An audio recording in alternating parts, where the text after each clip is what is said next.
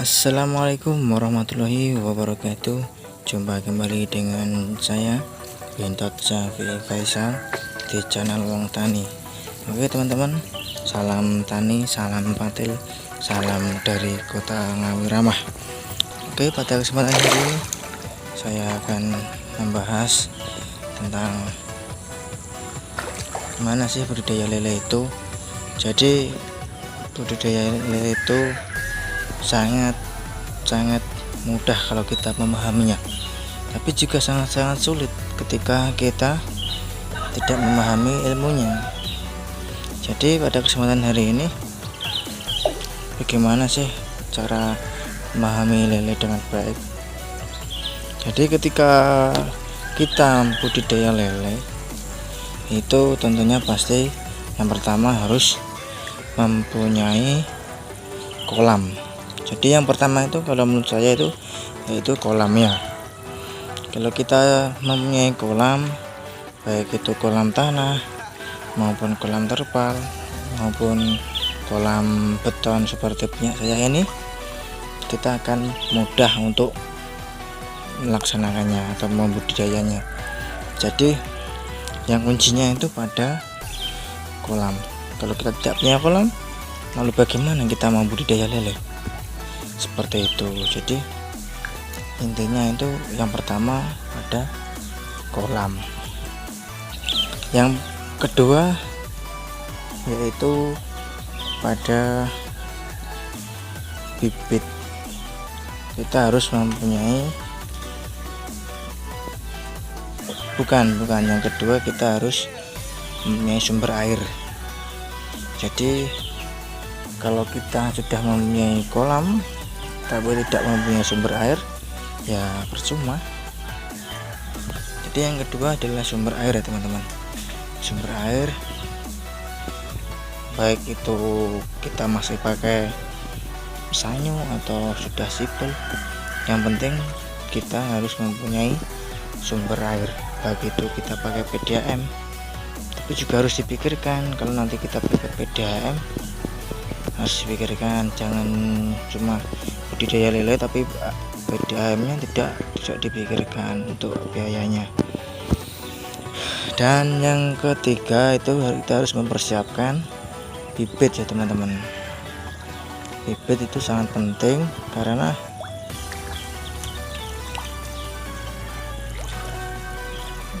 budidaya lele kalau tidak ada punya bibit, ya kita harus beli, harus ada bibitnya. Seperti bibit itu kalau di daerah saya harganya itu 80.000 per 1000-nya kalau ukuran 3 cm. Jadi 3 cm itu ukuran ya seperti itu ya, bisa diukur sendiri seperti itu.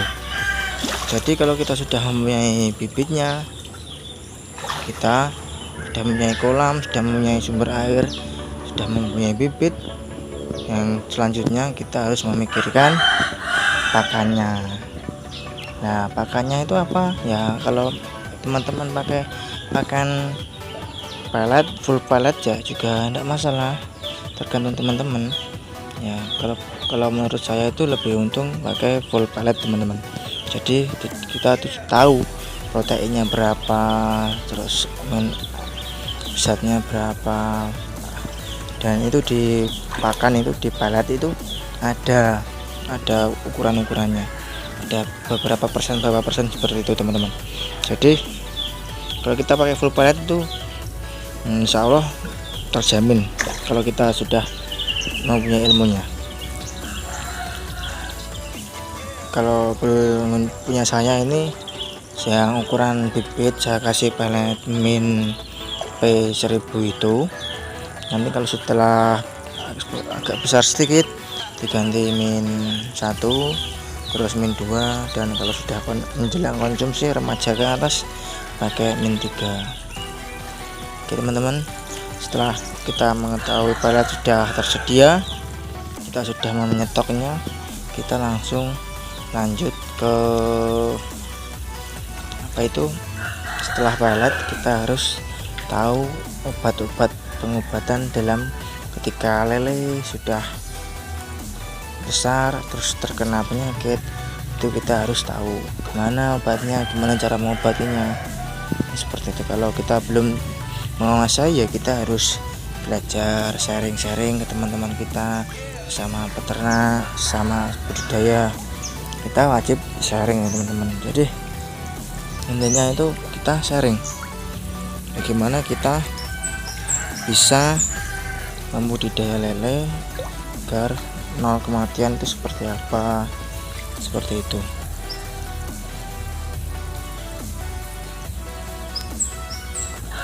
Oke teman-teman, setelah kita mengetahui obatnya, terus kita harus mengetahui nanti jualnya kemana ya. Yang ini yang repot, banyak budidaya yang gulung tikar tidak tahu gimana cara penjualannya.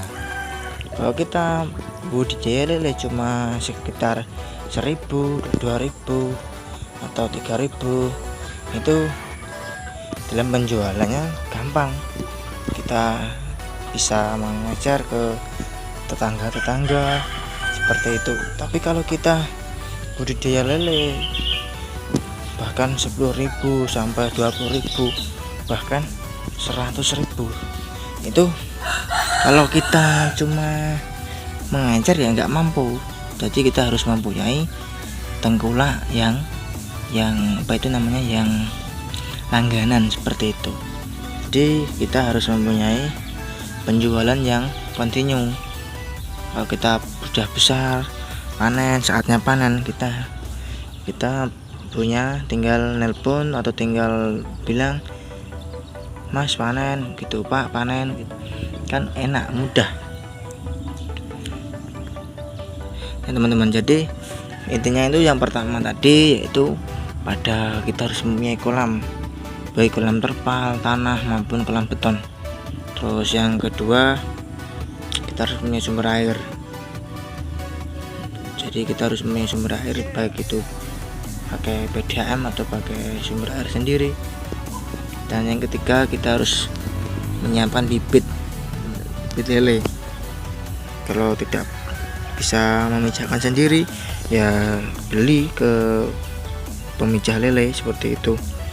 Yang selanjutnya yang keempat, yaitu kita harus menyiapkan pakannya di mana, terus beli atau buat sendiri atau gimana, terserah teman-teman ya.